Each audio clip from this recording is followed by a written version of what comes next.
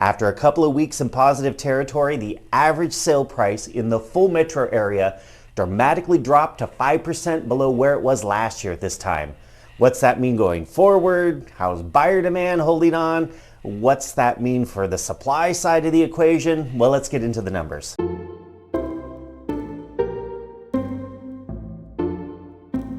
The average sale price dropped by 2% versus the previous week, but ended up roughly 5% below where it was last year at this time.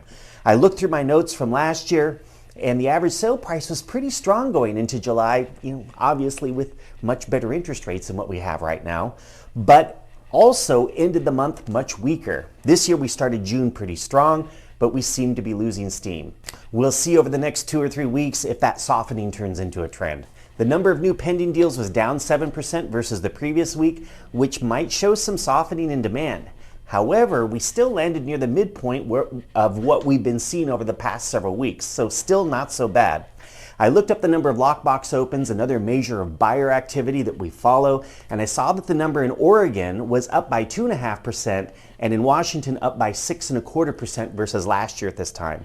That tells me that there's interest out there, buyers are motivated, but something is stopping them from pulling the trigger. It's probably interest rates, which have not budged for several weeks, except to increase by about 1/4 point over the last couple of days. So on to supply. The inventory of homes available to purchase increased by 2% versus the previous week. That was an increase of around 109 more listings. However, last year at this time, the number of active listings jumped up by 429, an increase of just over 10%. If this trend continues, I suspect that either next week or the week after, these numbers will invert for the very first time in like 14 or 15 months. This next number illustrates part of the reason why this is happening. This last week, we saw 708 new listings hit the market. Last year at that time, that number was 950.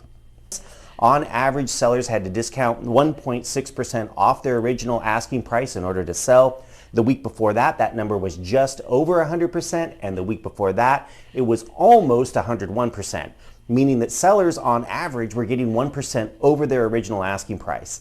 This seems to support the idea that there's some new softening in the market, and I think the next 2 or 3 weeks will tell us if that's the case and how bad it's going to be.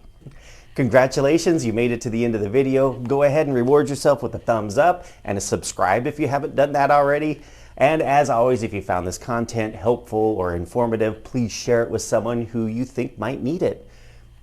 Have a great 4th of July, and we'll see you next week.